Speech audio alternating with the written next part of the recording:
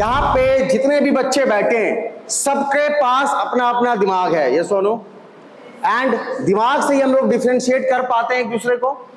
Teacher class में एक होता है जो सेम ही सब्जेक्ट पढ़ाता है, सेम ही चीजें पढ़ाया जाता है, बट हर बच्चे का मार्क्स अलग अलग आता है, हर बच्चा का परसेप्शन अलग अलग होता है। तो क्या चीज डिफरेंस होता है? द प्रोसेसिंग, यस और नो। सेम स्कूल है, सेम क्लास 10th है, कुछ बच्चे यहां से निकलकर शायद कल IIT चले जाएंगे और कुछ बच्चे का यहां से निकलकर शायद पता नहीं कहां क्या करेंगे। कुछ लोग बहुत सक्सेसफुल बन जाएंगे और कुछ लोग बहुत कम या बहुत ऑर्डिनरी सा लाइफ जिएंगे। ये कुछ ही लोग हैं दुनिया में जो सक्सेसफुल हैं। Hardly 5 to 10% people are there who are successful, बाकी 90% लोग एवरेज होते हैं। आप किस में आना चाहते हो, एवरेज वाले में या सक्सेसफुल वाले में?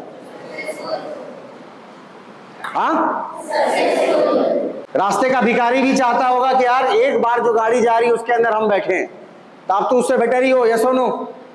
बहुत सारे बच्चे ऐसे भी हमारे देश में, बहुत सारे बच्चे ऐसे भी इस पूरे दुनिया में जिनके हाथ में क्या है, कटोरा है।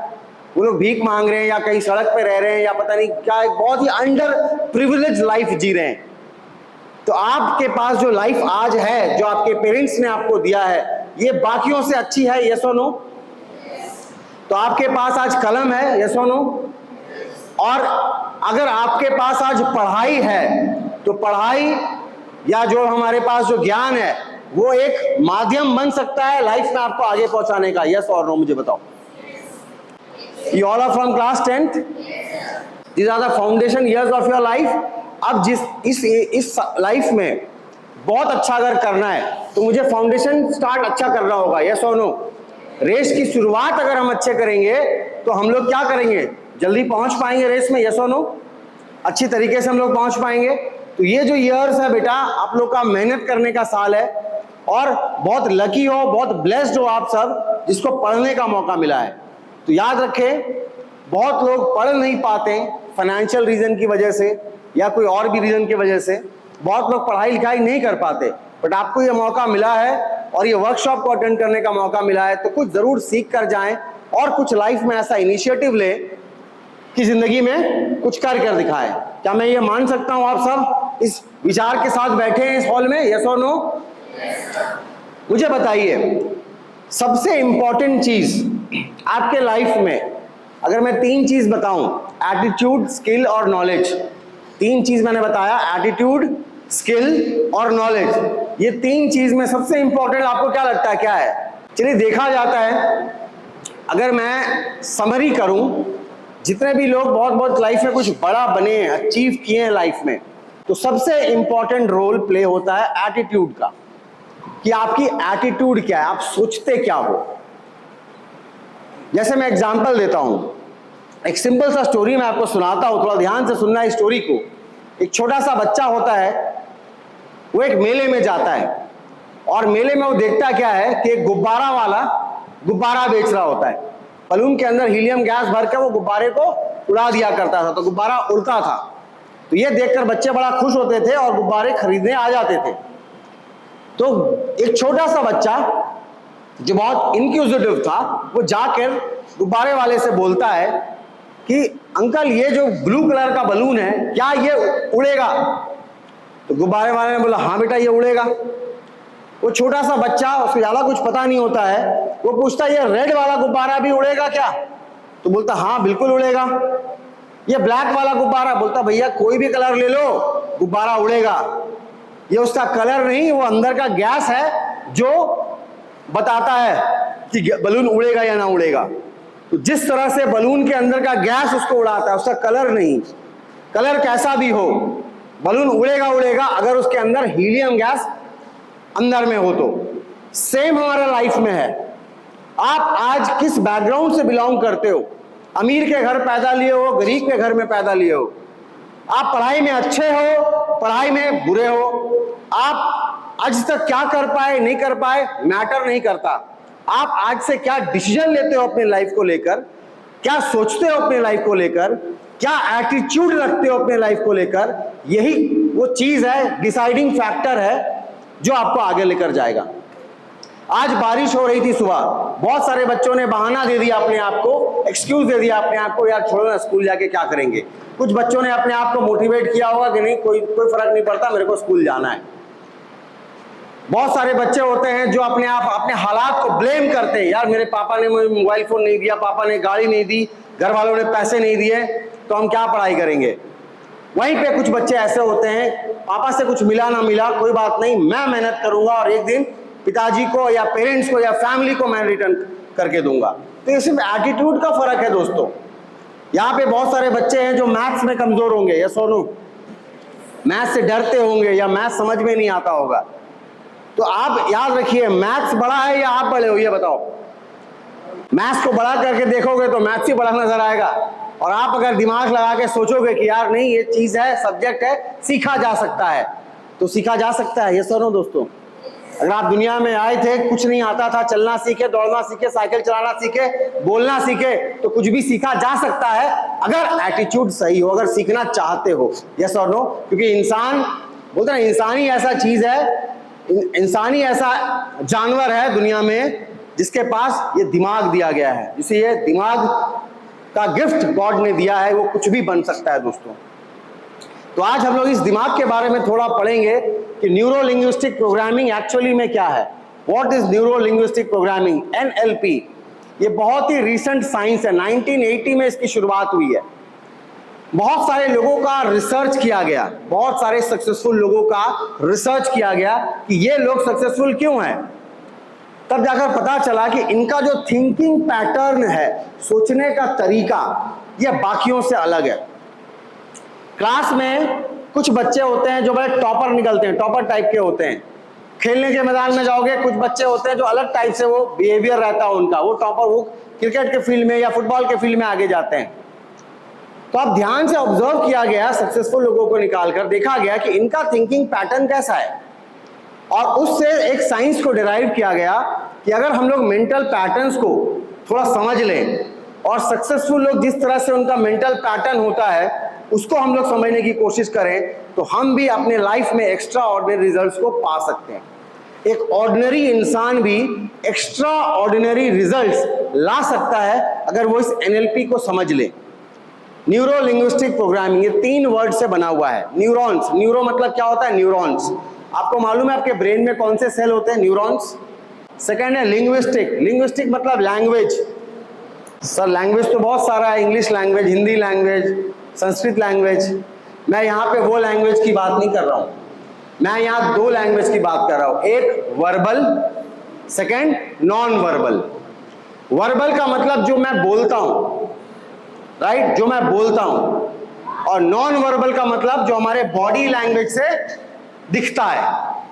अगर कोई बच्चा, ध्यान से देखो, कोई बच्चा अगर ऐसे चलता है, सोचो ध्यान से ना, मैं एक्टिंग करके दिखा रहा हूं, आप बताना इसका मनोदशा कैसे है।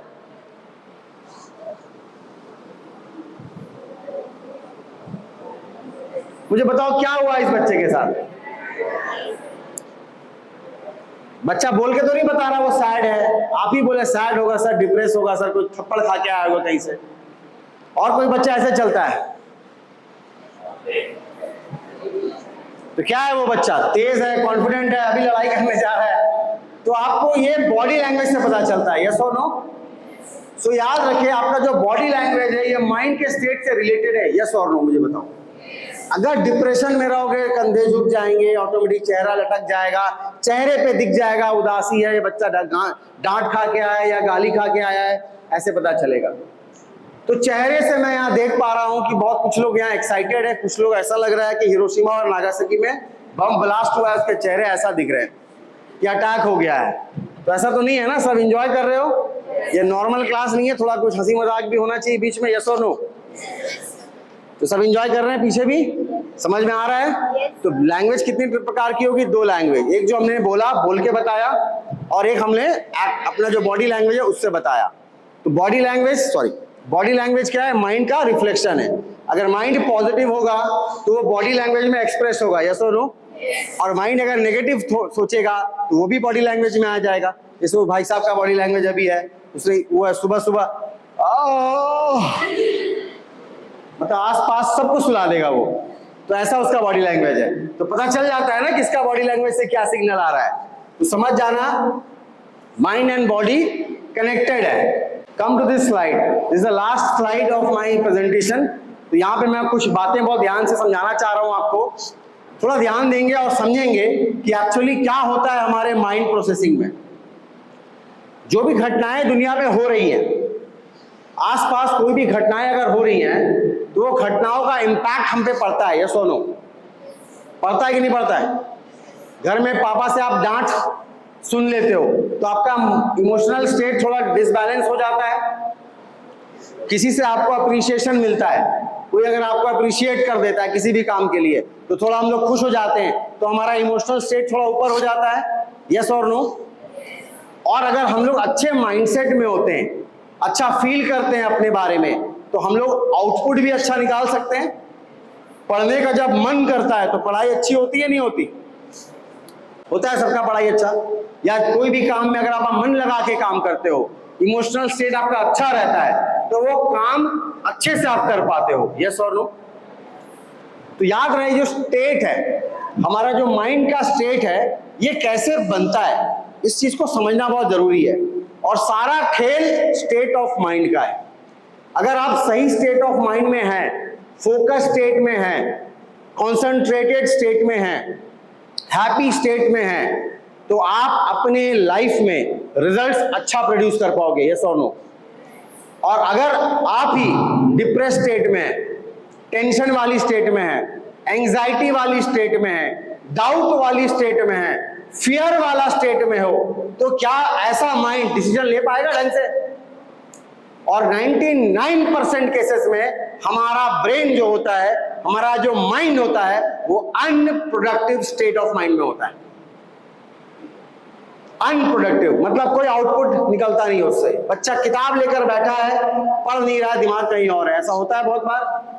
आप क्लास में तो बैठे हो, टीचर भी सामने है, बट दिमाग कोई जुबली पार्क में पड़ा हुआ है, किसी का कोई मोबाइल में पड़ा हुआ है, पता नहीं किसी का कहाँ चला गया है। ऐसा होता है ना?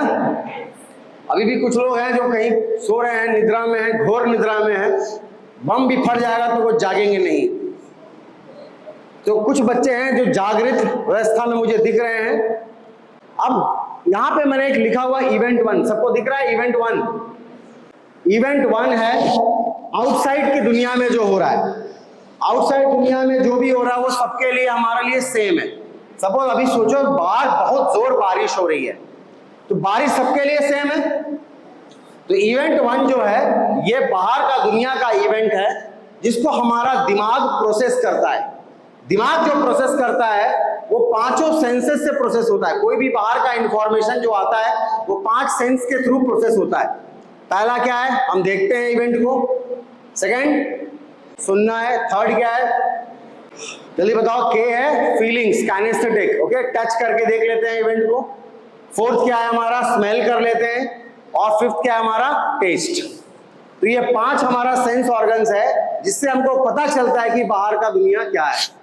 तो इतनी देर तक ये सारी चीजें हो रही थी आपके साथ, बट आपका ध्यान उसमें था कि पैर टच हो रहा है या नहीं हो रहा है, या नॉर्मल कॉन्टैक्ट फोर्स लग रहा है कि नहीं चेयर का, या गर्मी है या नहीं फील हो रहा था, क्योंकि आपका ध्यान कहाँ पे था? मेरी बातों पे था। तो यानी ये सारी इंफॉर्मेशन ब्रेन ने क्या किया था? फिल्टर कर लिया था। अब मेरी बात पे आप ध्यान देके सुन रहे थे। जो जरूरत का चीज होता है, ब्रेन उसको फिल्टर आउट कर लेता है और बाकी चीजों को ध्यान नहीं देता है। और फाइनली इसको RAS सिस्टम बोलते हैं, और यहाँ एक प्रोसेस होता है जिसको बोलते हैं DDG। इसको मैं बाद में समझाऊंगा बहुत डिटेल में, आज थोड़ा सा शॉर्ट सेमिनार है। और हमारा दिमाग में जो पिक्चर बनता है उसको हमने इवेंट 2 नाम दिया है। यानी फिल्टर करने के बाद, आपने चाय बनाया, चाय को फिल्टर करने के बाद जो निचोड़ रखा वो बन गया इवेंट 2। यानी बाहर की दुनिया में जो इवेंट हो रहा था उसको हम लोगों ने प्रोसेस किया, एज इट इज प्रोसेस नहीं किया, अलग वे में प्रोसेस किया। आज ये सेमिनार हो रहा है, बहुत सारे बच्चे ये सेमिनार को सुन रहे हैं। बाहर से तो देखने में लग रहा है सब सुन रहे हैं, बट यहाँ पे कुछ लोग ध्यान से सुन रहे हैं, कुछ लोग समझ रहे हैं, कुछ लोग का ध्यान है ही नहीं, कुछ लोग सोच रहे हैं यार कब ये सेमिनार खत्म हो जाए और हम घर निकले। तो अलग अलग इंसान अलग अलग प्रोसेसिंग यहाँ पे लगाया हुआ है। तो ध्यान से समझे, हमारा जो इवेंट है, जो सेकंड इवेंट बनता है E2, जो हमारे ब्रेन में बनता है, वो हमारे परसेप्शन पे डिपेंड करता है। यानी बाहर का अगर कुछ भी घटना आपके साथ घटी है, उसको आप किस तरह से लेते हो, वो मैटर वो करता है। जैसे मान लो एक बच्चा फेल हो गया, या बच्चा ने कभी कुछ नया चीज ट्राई किया और वो फेल हो गया और लोग उस पर हंसने लगे, तो दो चीज हो सकता है, या तो बच्चा डिप्रेस हो जाए, यार मेरे पे हंस दिया लोगों ने, अब तो मैं दूसरी बार ट्राई नहीं करूंगा, वो मेहनत करना छोड़ दे। या तो बच्चा उस इवेंट को इस तरह से ले कि कोई बात नहीं, बहुत सारे साइंटिस्ट भी 999 बार फेल होके बल्ब बनाए थे, उसको उससे इंस्पिरेशन उससे ले ले और वो फिर से ट्राई करे। तो किसमें उसको सफलता मिलेगा दोस्तों? लोगों का बात जो हंस के वो टाल दिया उस पे, या उसको इंस्पिरेशन ऐसे लोगों को माना जो कि दोबारा ट्राई करके आगे बढ़ा, किससे उसको इंस्पिरेशन मिलेगा? तो यानी मैटर बाहर का दुनिया नहीं करता है, मैटर क्या करता है, हम क्या सोच के जा रहे हैं, हम क्या लेके जा रहे हैं, मेरे दिमाग में कैसा पिक्चर बन रहा है। अगर मेरे दिमाग का पिक्चर सही है, मेरे दिमाग का पिक्चर पॉजिटिव है, तो मेरे रिजल्ट्स भी पॉजिटिव होंगे, क्योंकि जैसा आपका स्टेट होगा वैसा आपका एक्शन होगा।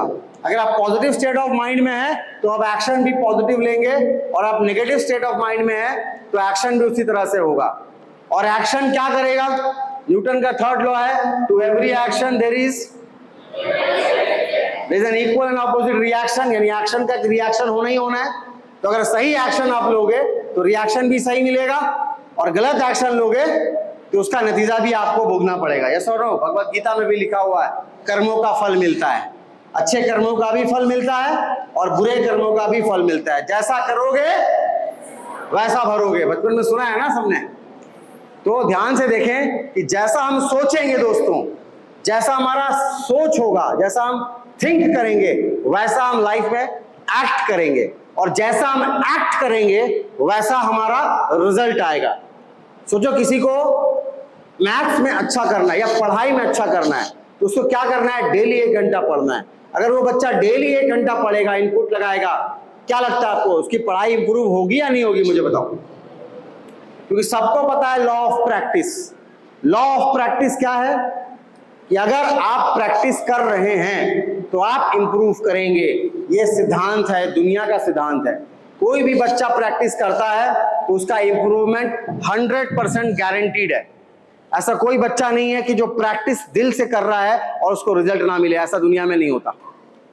तो दोस्तों याद रखें, जो हम लोग सोचते हैं दिमाग से वही हम लोग पाते हैं। तो ये आज का जो सेमिनार था, स्लाइड चली गई, स्लाइड तो चल नहीं सकता, तो मैं बताने की कोशिश ये कर रहा था इस पूरे एंटायर सेमिनार में कि जो माइंड हमारा है ये एक ऐसा सिस्टम है जिसको आपको फीड करना होता है। अगर आप यहाँ पे फीड नहीं डालेंगे तो ये अपने से दिमाग लगाएगा और गलत चीजों के प्रति ये जल्दी जल्दी अट्रैक्ट हो जाएगा। तो हमें इस माइंड को क्या करना पड़ता है दोस्तों? लगाम। जैसे घोड़े को देखते हो आप, घोड़े को छोड़ दोगे तो क्या होगा? वो इधर उधर ऐसे जहां तहां भागेगा, और उसकी लगाम को अगर खींचोगे और उसको दौड़ाओगे तो वो रेस की तरफ क्या करेगा? दौड़ना शुरू कर देगा। तो सेम हमारा माइंड भी है, जिसकी ट्रेनिंग हम लोग कराते हैं, जिसकी वर्कशॉप हम लोग बच्चों को दिलवाते हैं। और जितने भी बच्चों ने इस चीज को समझा है उनके पास एक अच्छा रिजल्ट है दोस्तों लाइफ में। एक रिजल्ट है उनके लाइफ में आज कि बच्चा 0 से हीरो बना है। तो आप सब भी यहाँ पे बैठे हैं कामयाब बनने के लिए, यस और नो? फेलियर बनने के लिए तो कोई आया नहीं है यहाँ पे। तो अगर लाइफ में आप सक्सेसफुल बनना चाहते हो तो डिसीजन किसका लोगे? सक्सेसफुल कौन बनना चाहता है? आप। तो डिसीजन कौन लेगा? पड़ोसी? Mummy papa? तुम्हारा छोटा भाई? कौन लेना चाहेगा? बट हमारे साथ क्या होता है? हमारे साथ एक छोटा सा घटना हो जाता है। हम लोग क्या करते हैं? दूसरी की बात पे बहुत ज्यादा वैल्यू करते हैं और अपना टैलेंट भूल जाते हैं। कितने लोगों का अपने टैलेंट पे विश्वास है कि भगवान ने कुछ तो बना के भेजा है भाई? क्योंकि आप अपने पे भरोसा नहीं करोगे तो फिर कैसे चलेगा? अपने पे तो भरोसा रखना होगा ना, ठीक है? तो ध्यान से देखें होता क्या है। एक शॉर्ट स्टोरी के साथ मैं एंड करना चाहूंगा कि लोगों के बात को अगर आप वैल्यू दोगे तो आपके जिंदगी में क्या गड़बड़ मच जाएगी। कुछ लोग आपको जो सजेशन दे रहे हैं, जो सही सजेशन दे रहे हैं, उनकी बात मानो, बट अपना भी दिमाग का फिल्टर यूज करो। मैं एक सिंपल से स्टोरी से आपको समझाना चाहता हूं इस बात को, थोड़ा ध्यान से सुनेंगे एक बार एक इंसान ने मिठाई की दुकान खोली और ओपनिंग में उसने अपने मिठाई की दुकान के आगे लिख दिया, यहां ताजी मिठाइयां मिलती हैं, और उसका दुकान का ओपनिंग हो गया। अगला दिन एक इंसान आ गया, उसने बोला कि भाई देख, तेरा दुकान तो यहीं पे है, तो यहां लिखने का क्या मतलब है, यहां को हटा दो। तो उसने बोला हाँ भाई बात तो सही है, दुकान तो यहीं पे है, तो यहां लिखने का कोई मतलब नहीं है। उसने यहां को हटवा दिया। अब उस दुकान पे क्या लिखा हुआ था, ताजी मिठाइयां मिलती हैं। 2-3 दिन बाद और एक रायचंद आ गए राय देने के लिए। लोग तो आते ही है ना राय देने के लिए। उन्होंने राय दिया कि ताजी लिखने से लोगों को डाउट होता है कि ताजी है या नहीं, तो तुम एक काम करो, ये ताजी को भी हटा दो, मिठाइयां मिलती है रहने दो, अच्छा लग रहा है। तो उस रायचंद की बात सुनकर उस दुकान के मालिक ने ताजी को हटा दिया। अब वहां पे क्या लिखा हुआ था, मिठाइयां मिलती हैं। अगला दिन फिर एक राय बहादुर आ गए राय देने के लिए। वो बोले कि भाई तेरा दुकान किस चीज का है, तो मिठाई का है। तो सबको तो पता है ना मिठाई का दुकान है, तो तुम मिठाई क्यों लिखा हुआ है, जब तो पता ही तो है मिठाई का दुकान है, तो मिठाई का लिखने का मतलब क्या है, कुछ नहीं है। तो उसने बोला ये मिठाई उड़ा दो। उसने बोले हाँ भाई ठीक ही बोल रहा है। उसके बाद सुन के उसने मिठाई को उड़ा दिया। अब वहां पे क्या लिखा हुआ था, मिलती है। तो अब और एक दिन भी आदमी आ गए, वो बोले कि देखो भैया तुम्हारा दुकान का शटर खुला है, इसका मतलब कि मिलती है, यहाँ पे है, सामान है, तो मिलती का भी कोई मतलब नहीं, हटाओ इसको। अब उस दुकान का सारा बोर्ड साफ कर दिया। अब वहां पे क्या लिखा हुआ था, है।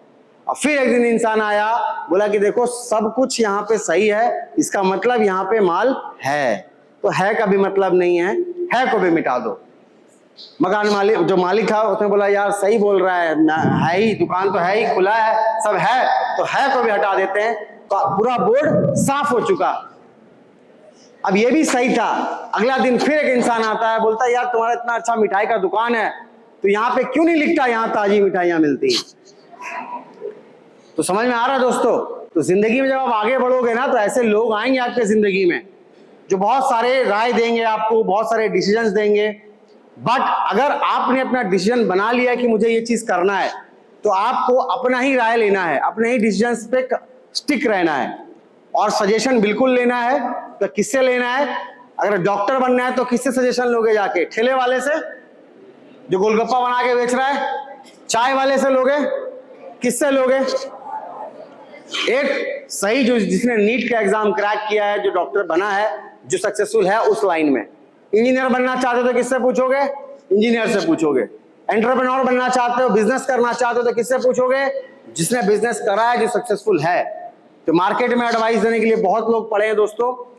जो बनना चाहते हो उसी से जाके एडवाइस लेना। लाइफ बहुत कीमती है, हम लोगों ने बहुत समय बर्बाद किया अपने लाइफ का। क्लास 10th में थे, हमें गाइड करने वाला कोई नहीं था, करियर क्या चूज करेंगे पता नहीं था। 2003 में मैंने मैट्रिक दिया था, 2003 में सिर्फ 2 ही बातें चलती थी, या तो इंजीनियर या तो डॉक्टर। आज के जमाने में इंजीनियरिंग और डॉक्टरी को छोड़ के भी ऐसे 236 करियर हैं जो क्लास 10 के बाद आप परस्यू कर सकते हो। और जिंदगी में याद रखना दोस्तों, I will take only 1 minute of yours. Life में वही करना जो दिल से आवाज आए करने के लिए, यस और नो। अगर आपको इंजीनियर बनने का मन है तो पढ़ाई करो और अच्छा इंजीनियर बनकर दिखाओ। अगर नहीं है तो वही करो जो करने का मन है। अपने पैशन को अभी फाइंड करो और लग जाओ। जिंदगी के 5-6 साल बस लगा दो मेहनत के साथ, तो 22 से 23 साल के उम्र में भी आप अपने खानदान के सबसे पहले करोड़पति हो सकते हो।